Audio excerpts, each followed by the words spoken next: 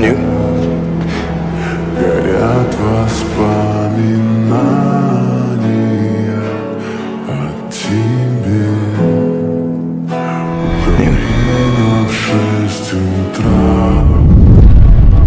Dear Thomas, I want you to know that I'm not scared.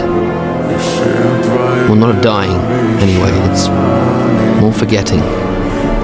It's losing myself to this virus. That's what scares me.